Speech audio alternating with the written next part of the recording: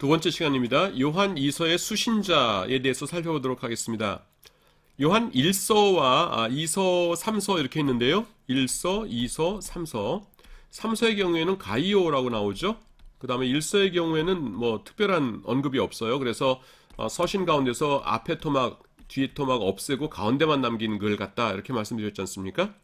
그리고 2서의 경우에는 나오는데요. 나오긴 나오는데 이게 특정한 이름이 나오는 것이 아니라 택하심을 입은 부녀라고 나와요. 에클렉테 그다음에 퀴리아 이렇게 나옵니다. 이게 부녀라고 돼 있으니까 우리말로는 부녀가 이렇게 고급진 언어는 아니죠. 제가 다른 분께 부녀시여 그러면은 이렇게 그렇게 높임말이라고 생각은 안 하실 건데 여기 퀴리아라는 단어는 굉장히 높은 그러니까 예의를 갖춘 그런 겁니다. 그래서 뭐 우리말로 딱히 뭐라고 할 수가 없어요. 그래서 그냥 부녀라고 번역을 해 놨습니다. 자, 그런데 요 부녀가 누구냐 하는 것입니다. 그래서 처음에는 어떤 논의가 있었냐면은 그것은 자연인으로서이다 한 여성이다. 자연인으로서의 한 여성이다. 그랬었는데 그 다음에는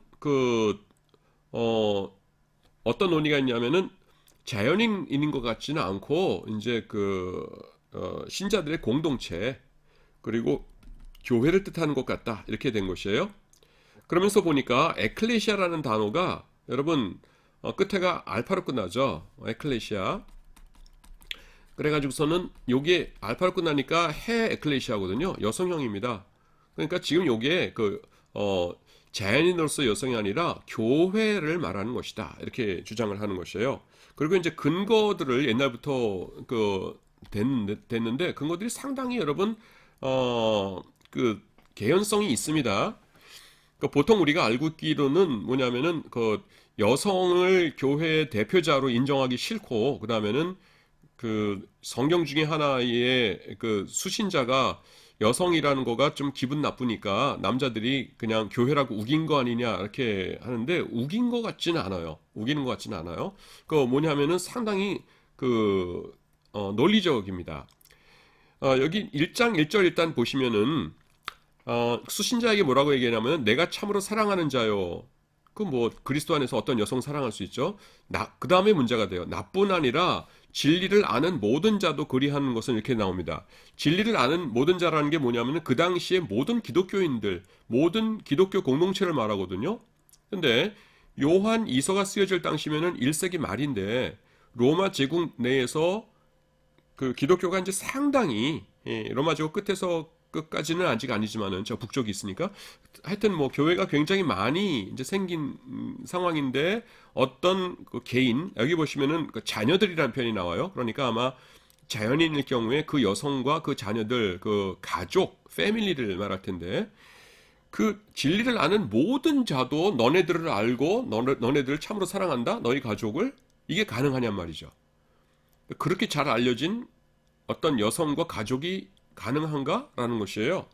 그래서 그건 아닐 것 같다라는 겁니다. 그런데 만약에 이거를 에클레시아라고 교회라고 번역을 해석을 해서 여기서 택하심을 입은 부녀라는 것이 교회라고 본다면은 자연스러워요. 이를테면 무슨 에베소 교회다, 빌립보 교회다, 뭐 어디 교회다 하면은 그 당시에 이제 대교회 중심으로 교회들이 있었지 않습니까? 대도시 중심으로. 그러니까 교회 정도면은 자세히는 모르더라도 그 교회 이름 정도들은 다 알 수 있었겠죠. 그러니까 그게 이제 자연스럽고요. 그 다음에 또 1장 5절에 보시면은 서로 사랑하자 이렇게 나오거든요.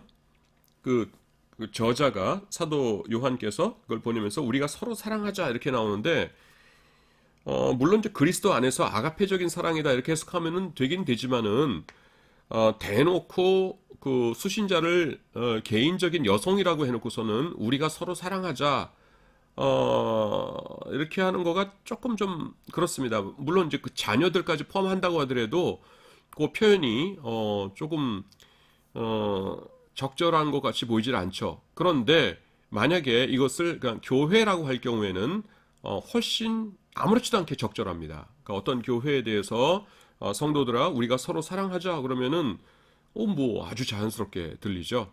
그래서 여기서 택하심을 입은 부녀라는 것이 그냥 그렇게 여성 명사인 에클레시아로 보는 것도 그렇게 어색한 것은 아니다라는 것입니다. 그런데 그러면 완전히 그러면은 어색함이 사라지냐? 그건 또 아니에요. 왜냐하면은 교회라고 했으면은 다른 표현이 얼마든지 있는데 그걸 하필 그 택하심을 입은 부녀여 그렇게 했냐는 것입니다.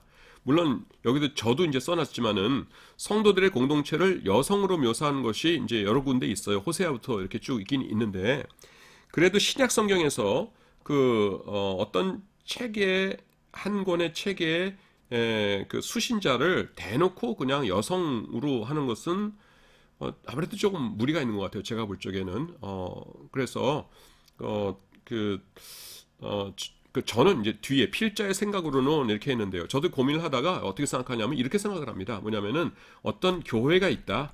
근데 그 교회의 이제 책임자가 그 당시에 마침 여성이었다.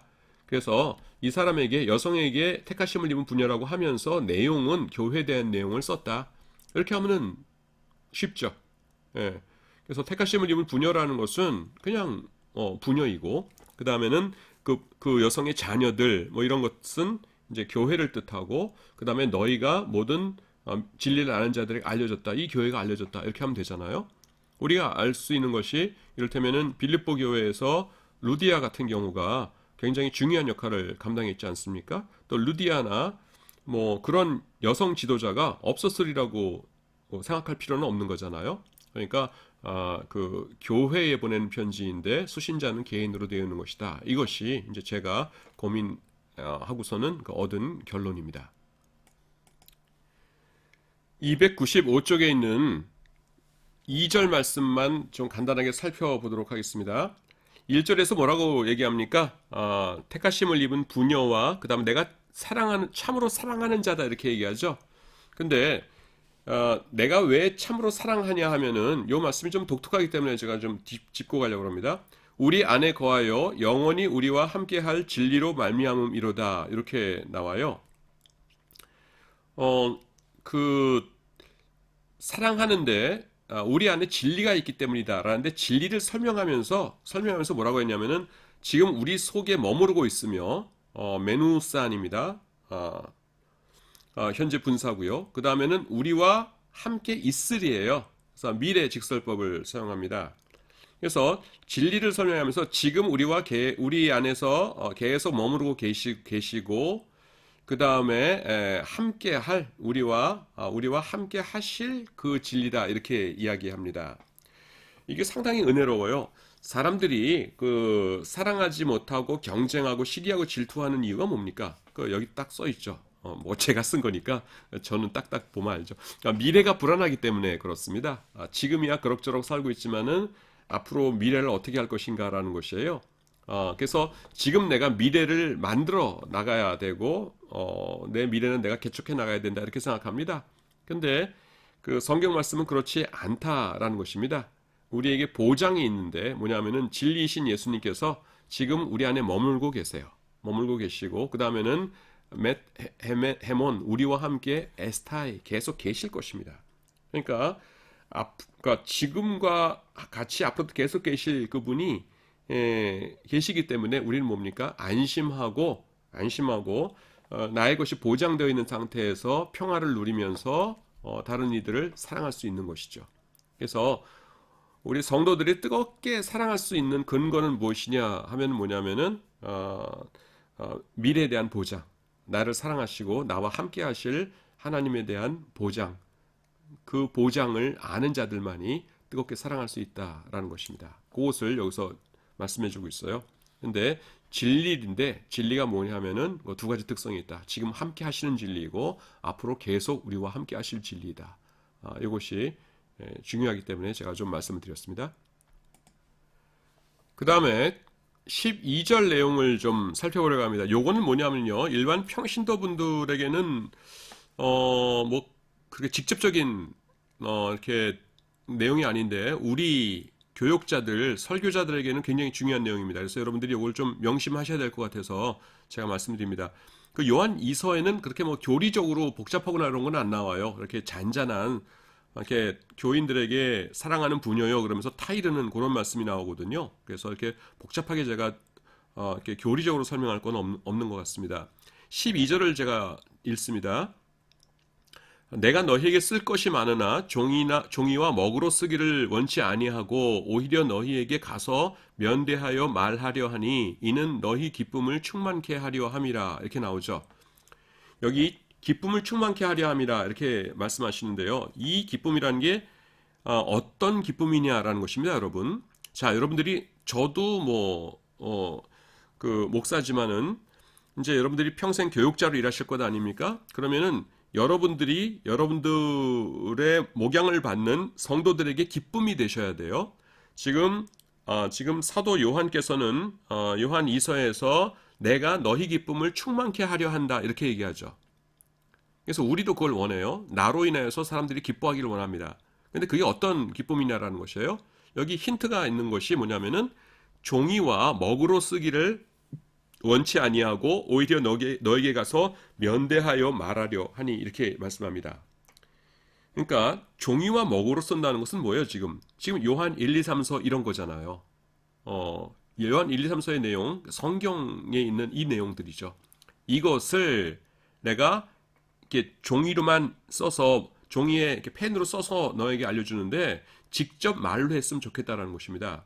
그래서 그 내용이 뭐예요? 그냥 밥 먹으면서 잘 있었어? 그러면서 내가 재밌는 농담 아는 오다가 들었는데 해줄까? 그러면서 깔깔 웃는 그런 것이 아니라 뭡니까? 진리를 나누는 기쁨입니다. 다시 말해서 뭐냐면은 설교를 통해서 주는 기쁨이에요. 지금 이 요한 서신이라는 것이 전부 다 하나님의 말씀 아닙니까? 그 말씀을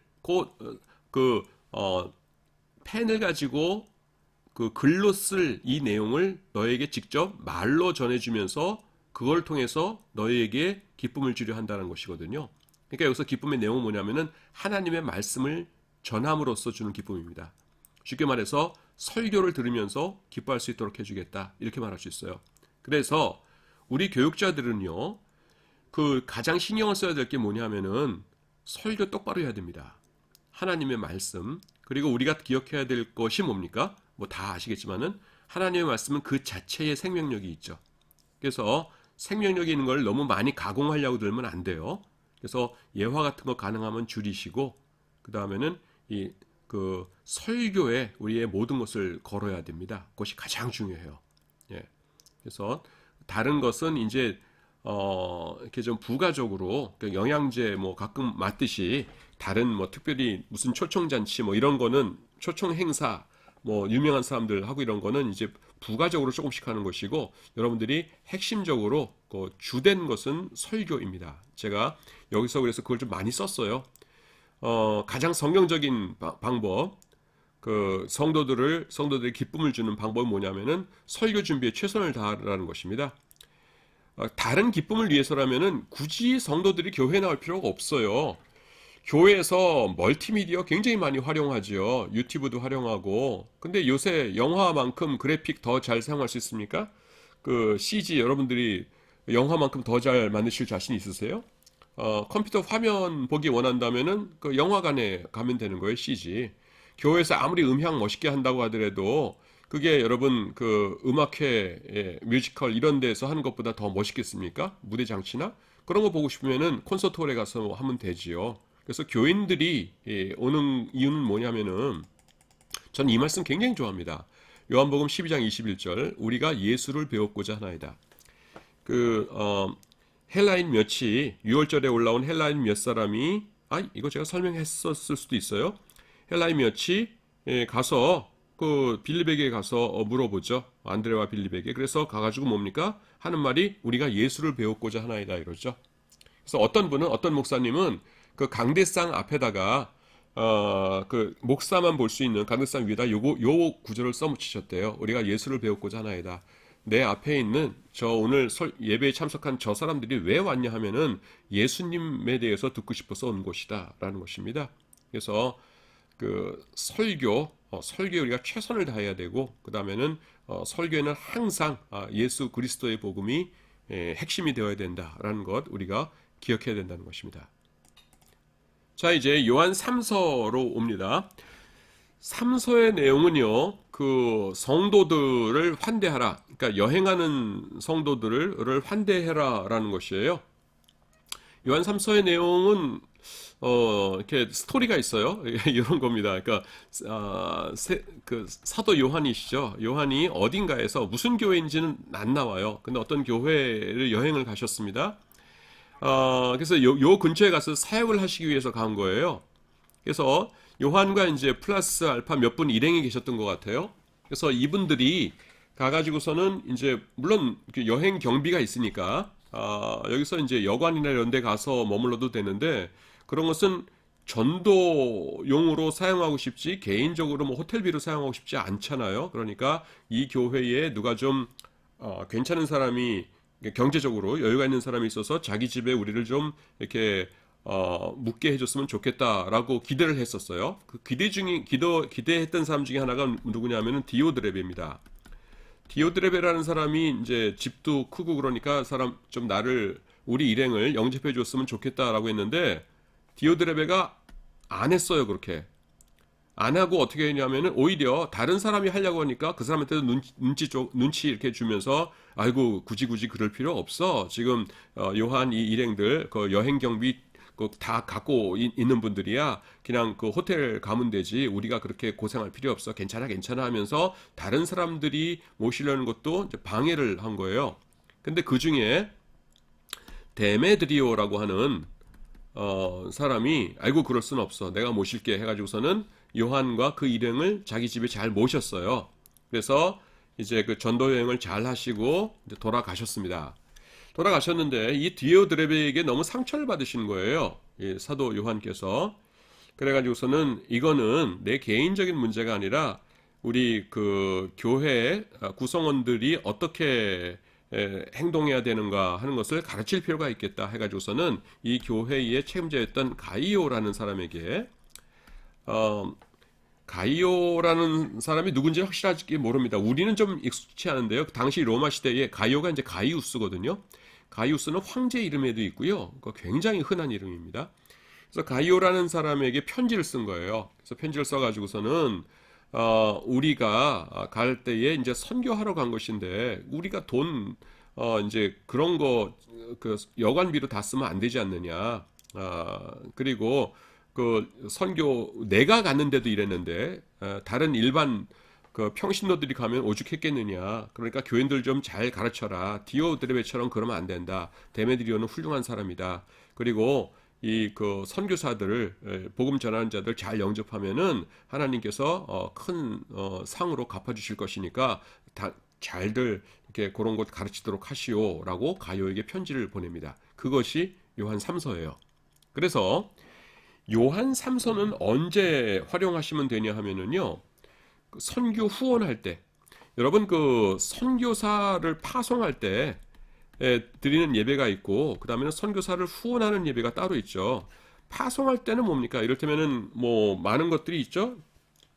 이를테면은 그 이사야서 60장 보시면은 일어나라 빛을 발하라 이는 내 빛이 있고 여호와 영광이 내 위에 임하였음이니라 이러면서 이제 일어나십시오 빛을 발하시기 바랍니다 여호와께서 함께 하실 것입니다 그러시면서 이제 그런 걸 하셔도 좋고요 아니면은 뭐 또 뭐가 있을까요? 마태복음 28장 19, 20 그거 하셔도 좋겠죠? 그 하늘과 땅의 모든 것을 내게 주셨으니 그러므로 너희는 가서 모든 민족으로 제자를 삼아 아버지와 아들과 성령 이름으로 세례를 주고 내가 너에게 분부한 모든 것을 가르쳐 지키게 하라. 볼지어다 내가 세상 끝날까지 너희와 항상 함께 있으리라 하시니라. 아멘.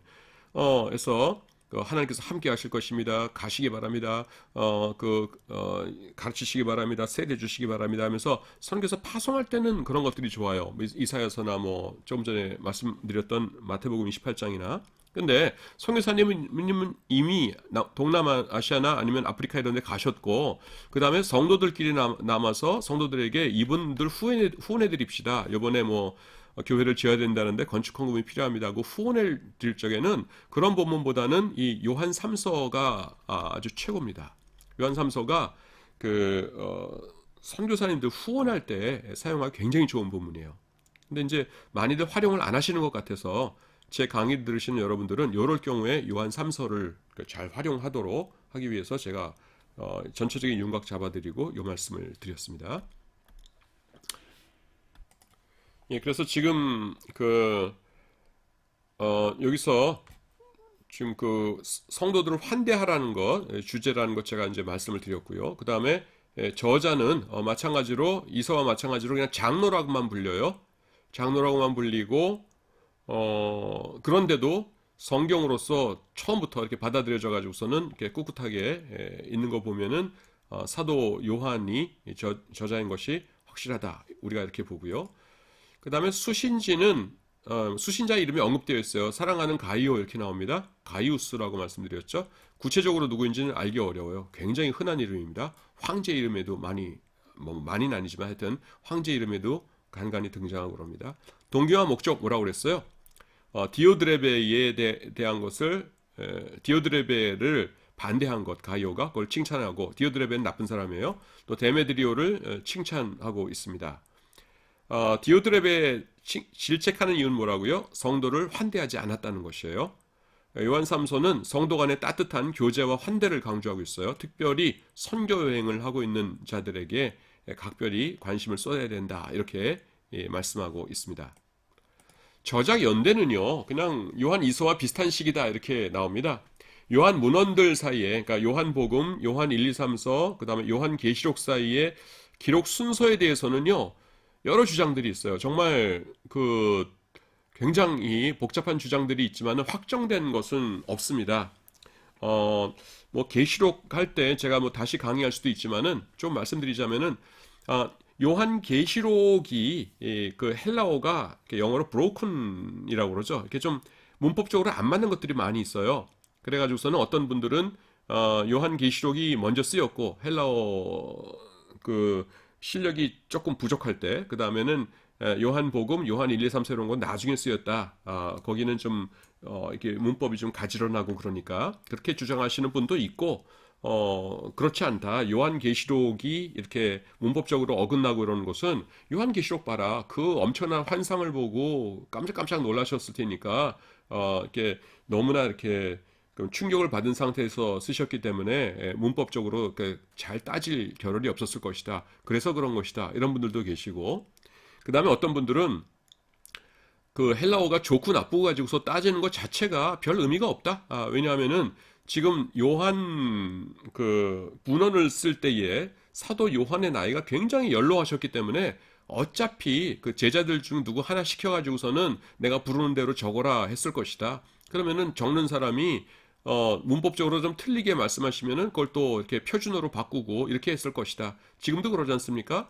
그 할아버지가 뭐라고 이제 많이 공부 안 하신 그런 할아버지가 뭐라고 하시면 그거 받아 적으면서 예를 들면 내가 개서 이걸 했는 게요. 그러면은 내가 거기서 이것을 했으니까요. 이렇게 적지. 받아 적으면서 내가 개서 이거를 했는 게요. 이렇게 그대로 적지는 않을 거 아니에요.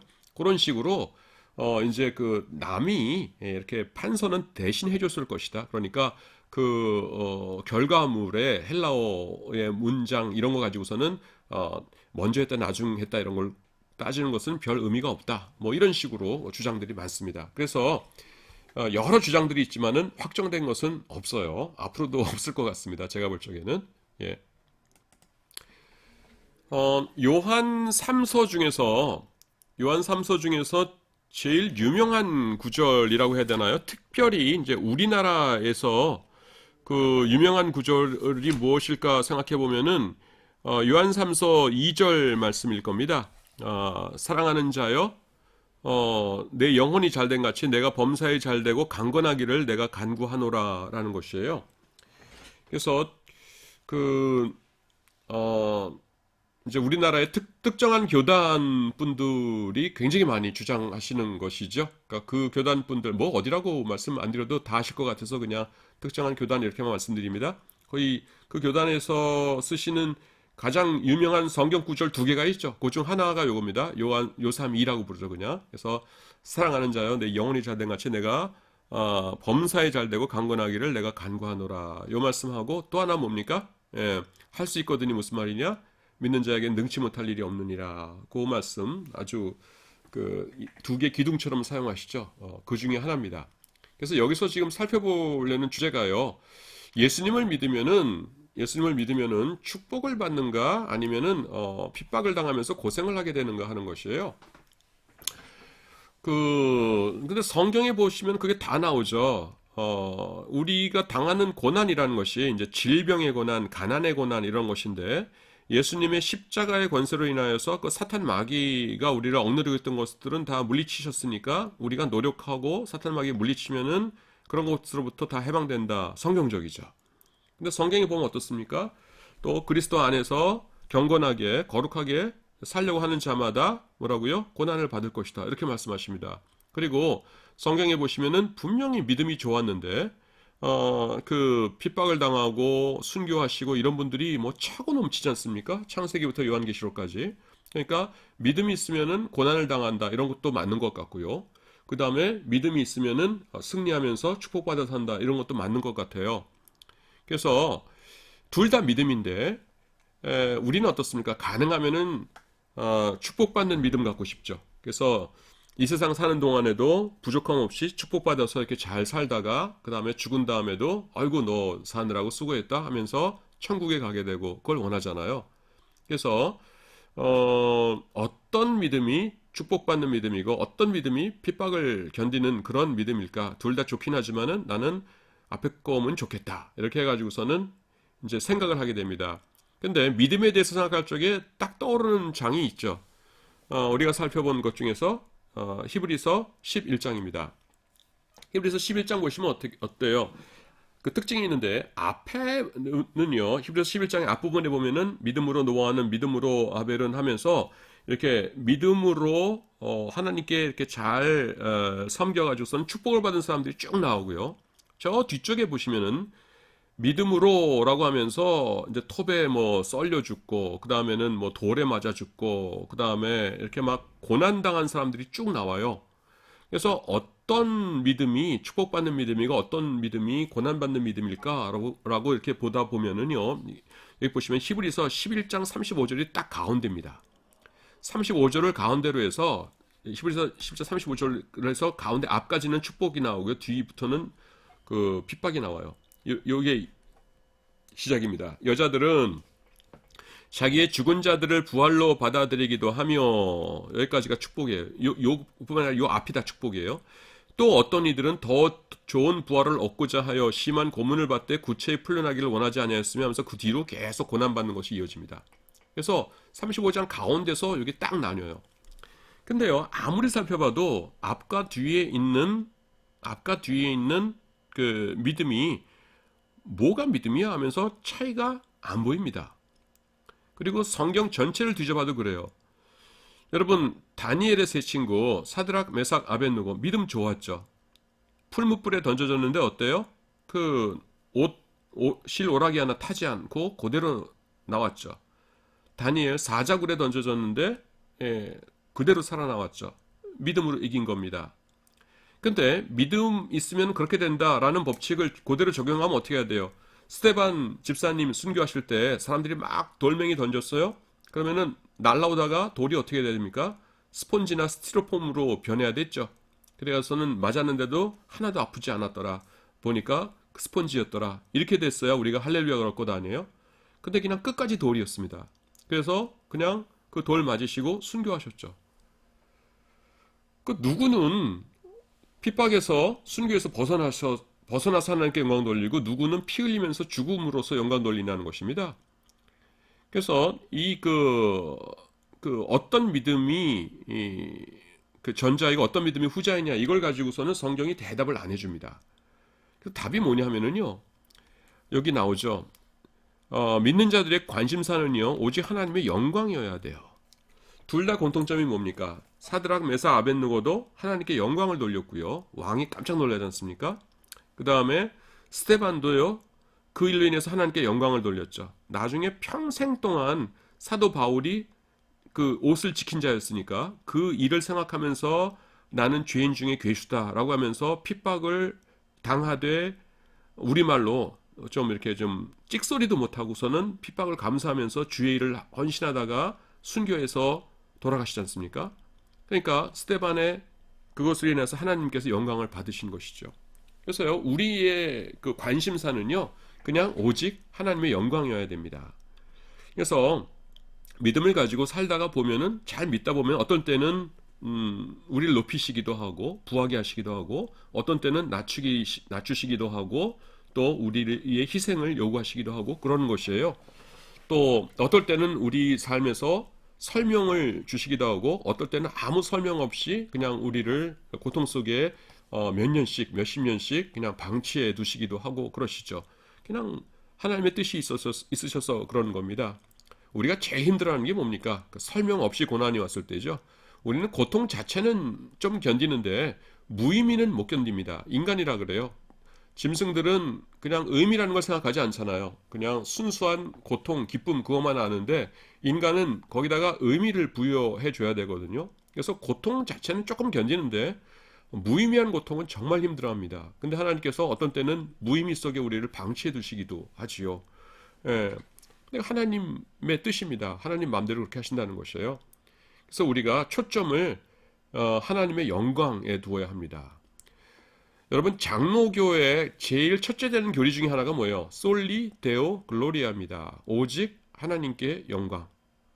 영광이 굉장한 개념인데 우리나라 기독교에 믿으면은 복 받아야 된다라는 것이 들어와서 근데 그게 잘못이 아니라니까. 지금 무슨 말하는 거냐면은 진리의 반쪽이에요.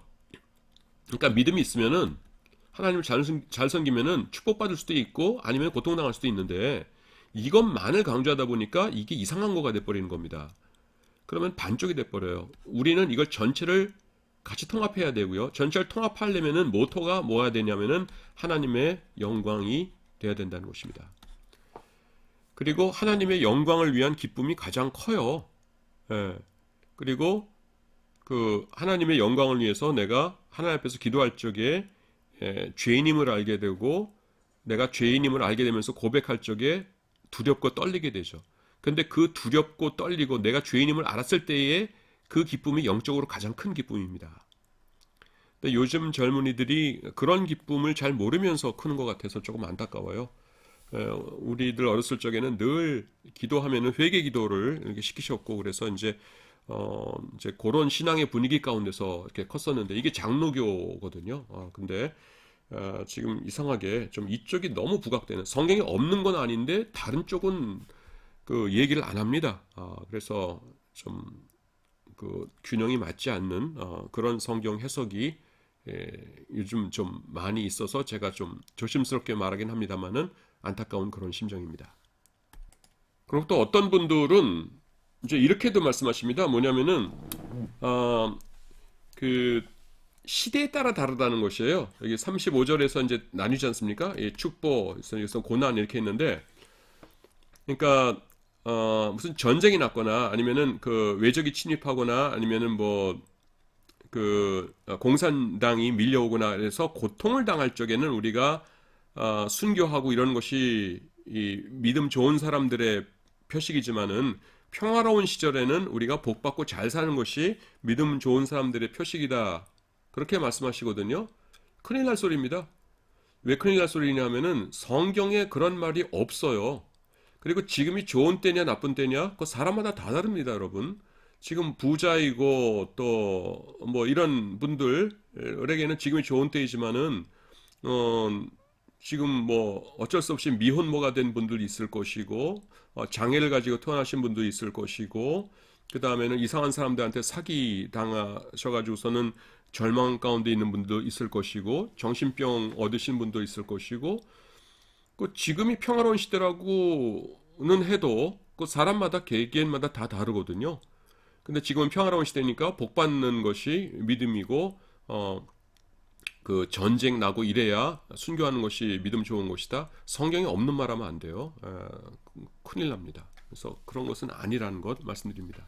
그리고 이제 요한 3서 2장 2절이죠. 요한 3서는 한 절밖에 없으니까 요한 3서 2절과 관련해서 또 이제 말씀드릴 것이 있는데 여러분 308쪽 보시면은 308쪽 교과서에 제가 밑에다 3분설 이렇게 나왔죠. 요것 좀 설명을 하도록 하겠습니다. 그 3분설이라는 게 뭐냐면은 이제 2분설 이런 것이 있는데요. 이건 사실은 조직 신학에 있는 겁니다. 하나는 뭐냐면은 전인설이라고 있어요. 인간이 이 몇 개의 그 요소로 이제 구성되어져 있느냐 하는 것입니다. 전인설이라고 해서는 인간은 그냥 영혼과 육체 뭐 이런 거 없이 그냥 전체가 하나다. 영육 이런 것 구별 없이 하나다. 이런 것이 전인설이에요. 그 다음에는 이분설이 있어요. 이분설은 뭐냐면은 우리의 육체가 있고 육체, 그 다음에는 영이 있고 그 다음에 혼이라고 있는데 영과 혼은 단어는 다르지만은 서로 같은 것이다 이렇게 본다는 것이에요. 예를 들면 육에 보시면 여러분 소마라고 나오죠. 소마라고 나오고 그 다음에 사르크스라고 성경에 나오는데 이게 그냥 다 육이라고 번역하거든요. 그래서 단어는 다르지만은 같은 육이다. 그래서 그렇듯이 영, 푸뉴마, 혼, 푸시케 이렇게 있지만은 이것은 같은 것이다. 그래서 영과 혼은 같은 것, 육체는 또 따로 있고 해서 이분설이다. 이렇게 하나 있고요. 그 다음에 이제 삼분설이 있어요. 삼분설이 있어서 이건 뭐냐면 제일 가운데 이거는 이제 동시모문으로 읽게요. 이게 그 영이 있고요. 푸뉴마입니다. 그 다음에 혼이 있고요. 혼이 있고 여기 이제 그 푸시케입니다. 푸시케. 그 다음에 맨 마지막에 이제 육이 있어요. 사르크스 혹은 소마입니다. 시그마로 해서 이제 철자만 썼는데요. 그래서 그 영과 혼과 육이 따로따로 있다라는 것이 이제 삼분설이에요. 그래서 그 개혁주의 진영에서는 보통 이분설을 따릅니다. 이분설을 따라가서는 이 그 영, 푸뉴마 여기 좁아서 안 썼는데 여기 이제 다 써드릴게요. 푸뉴마와 그 다음에는 푸시케 이렇게 써요. 푸시케와 그 다음에 이제 소마 혹은 사르크스 영, 혼, 육 요것은 이제 서로 다른 셋이는데 보통 개혁주의 진영에서는 푸뉴마랑 푸시케는 상호 이제 교환적으로 사용되고 그러니까 동의어처럼 사용되고 육체는 따르다 그래서 두 개로 하고 삼분설에서는 이제 세 개가 칼같이 다르다는 것이죠. 영, 혼, 육이 있어서 가장 핵심적인 존재는 푸뉴마고요. 그 다음에 그 겉을 싸고 있는 것이 푸시케, 혼이고 그 다음에는 그 겉을 구성하고 있는 것이 육이다. 그래서 이제 삼분설 주장하시는 분들이 많이 설교 시간에 이렇게 하시는 분들이 뭐 혼적인, 뭐 영적인, 그 영적인은 이제 다 말하는데 혼적인이라는 말은 삼분설 하시는 분들만 말씀하시죠. 그거는 혼적 단계에 있다. 뭐 혼적인 어떤 것 이렇게 말씀하십니다. 그러면 저분은 삼분설 주장하시는 분이구나 이렇게 알 수 있어요. 자, 하나하나 좀 이렇게 말씀을 드리려고 합니다. 전인설은요. 전인설은 그 장점하고 단점이 있는데 장점은 뭐냐면은 굉장히 직관적입니다. 여러분 자신을 생각해 보세요. 딴 사람 생각할 필요 없이 나 자신이 지금 영혼과 육체가 별개의 존재고 따로 떨어져 있다고 생각되십니까? 아니죠. 그냥 나는 나죠. 그냥 그 발가락 이렇게 움직이고요, 손가락 움직이고, 그 다음에는 이렇게 눈으로 사방 볼 수 있고, 그 다음에 그냥 나는 나죠. 내가 생각하고 있고, 머리 막 돌아가고 있고, 나는 나지. 내가 뭐 둘로 나눠진다? 그거 잘 모르겠어요. 우리야 이제 배운 사람들이니까 영혼, 육 어쩌고 하지만은, 그러니까 초등학교 1, 2학년한테 너는 몇 가지로 구성되어 있니? 그러면은 그 질문 자체를 이해를 못할 겁니다. 아이들은. 그러니까 전인설이라는 게 직관적이에요. 그런데 전인설을 그런데 왜 그 어려워하냐면은 요게요. 그러니까 개인적 중간기를 설명 못합니다. 이게 무슨 말이냐면 개인적 중간기가 뭐냐면은 우리가 지금 살다가 죽어요. 그리고 예수님께서 최후의 심판하실 때 우리가 부활하겠죠. 그러면은 지금 그 영과 육이 따로 있다라고 하면 어떻게 생각하냐면은 육체는 이제 썩어져 버리거나 아니면은 뭐 화장터에서 태워지거나 육은 사라져요. 근데 영은 어떻습니까? 죽지 않고 계속 남아 있죠. 그러다가 요때 이제 부활할 적에 그 예수님께서 오실 적에 우리가 부활해서 새로운 육체를 받고 영원한 천국에서 살게 되는 겁니다. 그러니까 이때 부활할 때의 나와 지금의 죽을 때의 나의 정체성, 아이덴티티 그거를 보존해 주는 거가 뭐냐면은 육체는 없어지지만은 영이 그 나라는 존재의 아이덴티티를 보존해 줘요. 이해가 되시죠? 그런데 전인설에 따르자면은 영과 육이 그냥 혼합돼서 이게 하나입니다. 그냥 하나의 실체예요. 그러면은 내가 사라지면은 다 사라지는 건데 나중에 부활했을 적에 도대체 부활한 나와 지금 사라진 나를 이어지는 아이덴티티가 뭐냐는 겁니다. 뭐냐는 겁니다. 뭐냐는 그러니까 이때 뭐 다시 창조하신다는 것인지 이게 설명하기가 굉장히 어렵습니다. 그래서 전인설은 그래서 이제 직관적이긴 하지만 인기가 별로 없고요. 이분설은 뭐냐면은 영과 혼이 성경에서 이렇게 푸니마와 푸시케가 뒤죽박죽 사용되는 경우가 굉장히 많아요. 그리고 3분설은 뭐냐면은 용어가 영, 혼, 육 따로 나오니까 셋으로 보자. 그리고 셋을 나란히 그 이렇게 거론하는 경우가 꽤 있거든요. 영과 혼과 육이 뭐 이러면서 그러니까 봐라 셋이지 않느냐. 성경에 셋 나오는데 왜 셋이 아니라고 그래? 이렇게 합니다. 그래서 3분설을 주장하는 아주 그 대표적인 분들이 이를테면은 그 뭐 여러분들이 있지만은 중국의 유명한 목사님이셨던 와치만니 아시죠?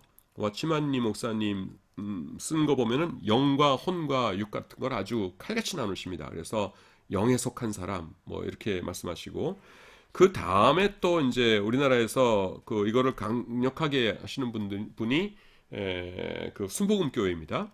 순복음교회에서는 영, 혼, 육을 삼문서를 칼같이 나누세요. 그래서 조금 전에 말씀드렸죠. 요한 3서 2절이 이제 그 순복음교회에 제가 아까 순복음교회라고 말씀 안 드렸지만 뭐 워낙 유명한 그 구절이니까요. 순복음교회에서는 영혼 육을 칼같이들 나누십니다. 그래서 요한 3서 2절을 어떻게 주장하냐면은 내 영혼이 잘된 같이 내가 범사에 잘되고 강건하기를 원한다 이렇게 말하니까 먼저 영혼이 잘 돼야 된다. 이 코어에 있는 푸니마가 잘 돼야 된다 이렇게 된다는 거예요. 그래서 영혼이 잘 되고 그 나머지도 다 잘 된다 이렇게 되는 거죠. 그래서 여러분 순복음교회에서는 삼분설을 주장하십니다. 삼분설을 주장하시니까 영혼이 제일 중요해요. 근데 순복음교회의 요절 중에 하나가 지금 우리가 다루고 있는 요한 3서 2절이에요. 여러분 다 아시죠? 그렇다면은 요한 3서 2절에서 사랑하는 자여 내 영혼이 잘된 같이 내가 범사에 잘되고 강건하기를 내가 간구하노라라고 할 적에 영혼이 제일 가운데 있는 영일까요? 혼일까요? 당연히 영이어야 되겠죠. 그러니까 푸뉴마여야 되겠죠. 푸뉴마가 잘 되듯이 푸시케와 소마 혹은 사르스도 잘 된다 이렇게 해야 될 거 아니에요. 삼무설 주장하시니까. 근데 이걸 제가 왜 자꾸 이렇게 길게 얘기하냐면은 요한 3서 2절 말씀에 나오는 사랑하는 자 내 영혼이 잘된 같이 영혼이 푸시케예요. 푸뉴마가 아니에요. 그래서 굉장히 조금 민망한 결과가 나옵니다. 2분설에서는 상관이 없어요. 2분설에서는 푸뉴마와 푸시케가 같은 거니까 푸시케가 잘됨과 같이라고 하더라도 그것은 하여튼 뭐 인간에 있어서 제일 코어 중심이 잘 된다는 뜻이다 라고 해서 2분설은 상관없는데 3분설에서 뭐라고 주장하냐면은 제일 코어는 푸뉴마고 그 다음에 푸시케고 그 다음엔 사르스다 이거거든요. 근데 3분설을 주장하시는 교단에서 요절로 주장하시는 게 요한 3서 2절이에요. 근데 거기 요한 3서 2절을 보시면은 사랑하는 자 내 영혼이 잘된 같이 이렇게 나와요. 그러니까 그 영혼은 우리가 당연히 푸뉴마일 것이라고 추측을 합니다. 근데 헬라어 원어로 보면은 푸시케예요.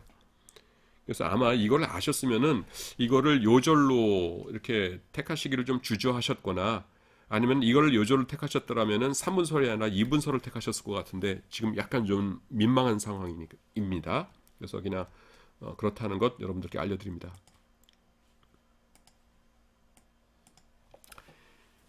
이제 317쪽에 있는 유다서로 오도록 하겠습니다. 이 공동서신 중에서 이제 마지막 책이고요. 그 다음에는 요한계시록으로 이제 요거 마치면은 넘어가도록 하겠습니다. 계시록에서는 상당히 그 설명할 것들이 많을 것 같아요. 자, 유다서는요, 그 신약 중에서 가장 무시된 책이라고도 불리고, 혹은 신약 중에서 가장 이해되지 못하는 책이라고도 불립니다. 어렵기도 하고, 그 다음에는 그렇게 많이 사람들이 또 이렇게 보지도 않고 그래요. 근데 그 이유가 이제 두 가지로 나뉘어지는데요. 그러니까, 그러니까 유다서에 요한 문헌만 계속 하다 보니까 그냥 요한이 입에 붙었어요. 근데 유다서가 좀 문제라고 지적되는 것이 두 가지가 있는데, 하나는 뭐냐면은, 베드로 후서 할 때 우리가 살펴봤는데요. 베드로 후서랑 이렇게 많이 겹칩니다. 그러니까 아무래도, 겹치다 보니까 베드로 전서 후서 그리고 이제 베드로라는 분의 이제 그 첫 번째 사도다라고 하는 그런 것이 있고 그러니까 아무래도 유다서가 조금 밀리게 되죠. 독특한 메시지가 있다기보다는 베드로 후서랑 게 겹치다 보니까 베드로 후서를 보게 되고 약간 좀 밀리는 그런 것이 있고요. 그다음에 그 베드로 후서 할 때도 말씀을 드렸죠. 베드로 후서를 보통 그러니까 저 같은 경우는 결론을 그렇게 내렸었어요. 이거가 먼저 쓰이고 유다서가 나중일 것이다. 이렇게 말씀드렸었습니다. 그 다음에 두 번째가 뭐냐면은 이건 어려운 것인데요. 사람들이 기피하는 이유 중에 하나가 뭐냐면은 모세 승천기하고 에녹서가 유다서 가운데 갑자기 이게 등장을 합니다. 그래서 이거 어떻게 해결해야 되느냐라는 것 때문에 힘들어합니다. 그래서 그 문제는 이제 나중에 이제 그 9절하고 14절, 15절 왔을 적에 이제 다루기로 하고요. 그 다음에 이제 유다서가 왜 중요한 것이냐라는 것을 좀 봐야 될 텐데요. 유다서가 독특한 책입니다. 그 뭐냐면은요, 영적인 세력들에 대해서 굉장히 많이 등장해요.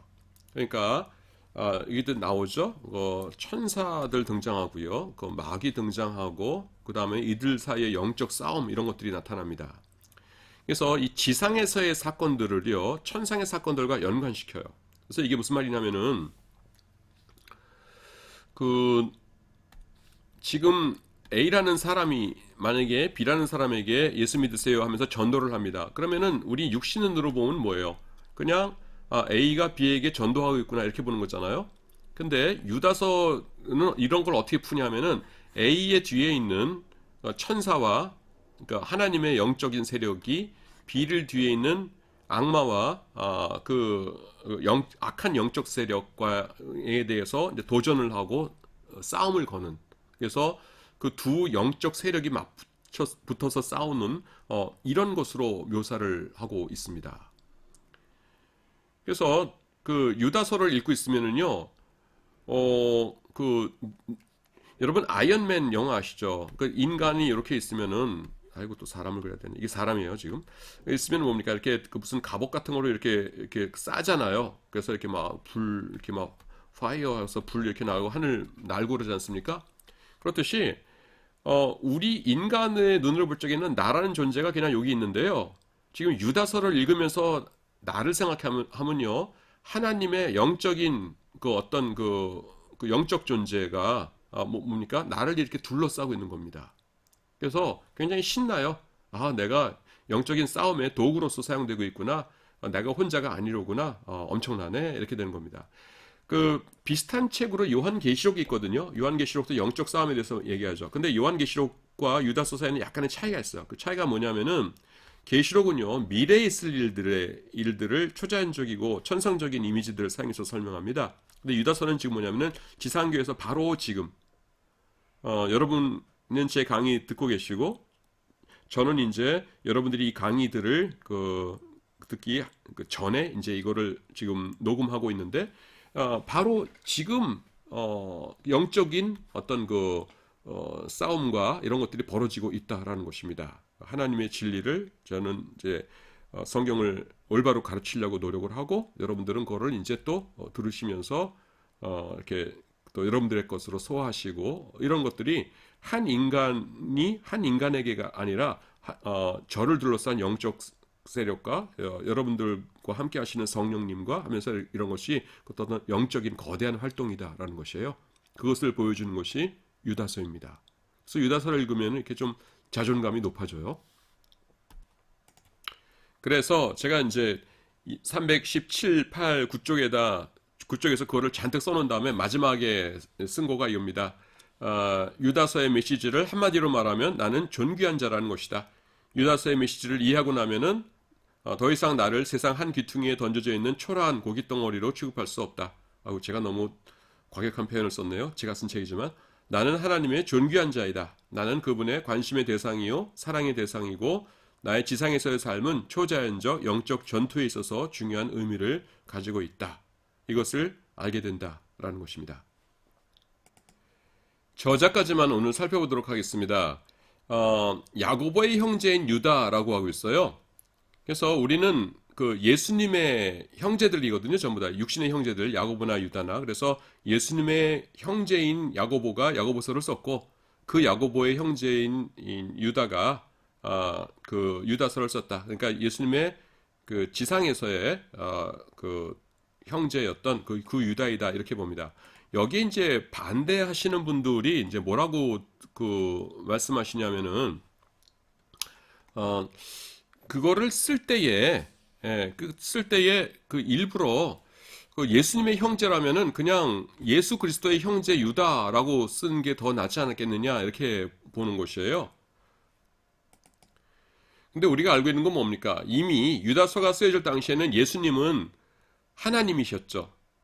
근데 유다가 나는 하나님의 형제다 이러는 것은 어울리지 않습니다. 그리고 그냥 야고보의 형제 이렇게 되는 것이 그냥 가장 적절한 표현이었을 것 같아요. 그리고 만약에 누가 거짓말을 하려고 그 예수님의 형제 유다 이렇게 유다인 체하려고 했다면은요. 그런 경우에라면 오히려 예수님의 형제 이렇게 했겠죠. 그렇기 때문에 야고보의 형제라는 표현이 예수님의 육신의 형제였던 그 유다가 자기를 소개하는 표현으로는 가장 적절할 것 같습니다. 그래서 보통 그 유다서의 저자는 예수님의 육신의 형제였던 유다로 본다라는 것입니다. 오늘 강의 여기까지 하도록 하겠습니다.